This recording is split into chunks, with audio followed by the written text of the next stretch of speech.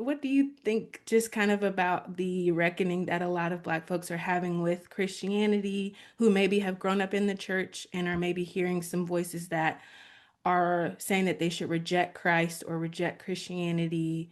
Just what are your thoughts on that? Yeah, I have thoughts, but I yeah, want to I know got you. your thoughts. Yeah, I want to first start by saying I understand the pain that we have primarily when it comes to identity, Hmm. especially when we have a history that was perpetually showing that, you know, the Bible, Christianity was weaponized in a way that enslaved our people. And so there's an understanding that you have to come in with the context of why there even is the conversation to say, hey, I don't really have trust inside this space. And so it's definitely understandable. I think the biggest thing that I try to communicate with people is you don't have a problem or an issue with Jesus. You have a problem and issue with man. And man is flawed. And Hmm. man is always going to be flawed. And so we can't identify, we can't like tie both of them together. They're not tethered.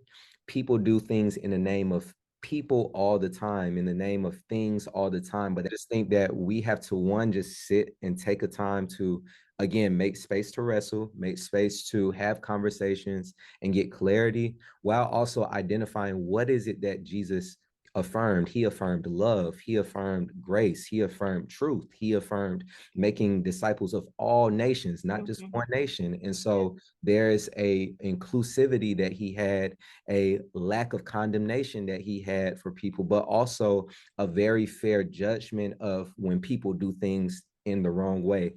And I think that if we really actually read our Bibles and we actually dove into the word for ourselves and not for what a TikTok can show me or even a pastor in the pulpit can show me, I wrestle with the scripture myself, you would relate way more to Jesus than you would ever think you will relate to. And Mhm. so, you know, Jesus from the trenches, man, like the man with the Nazareth, like, you know what I'm saying? Like, and that's sometimes how I have to talk with my students and my young adults. Like, literally, he had to slide to Africa and hang out in Africa because they was trying to kill him. He had to come back to Nazareth, and it was like, man, what good comes from Nazareth? Because this is the ghetto. And then, you know, he had to navigate so many He had a different. rat in his crew the whole He had time. a Like, rat in his crew, man. He had an op, like, you know what I'm saying? Like he had a yes. lot of different things that we can Yeah. really relate to if we actually sit down and read the scripture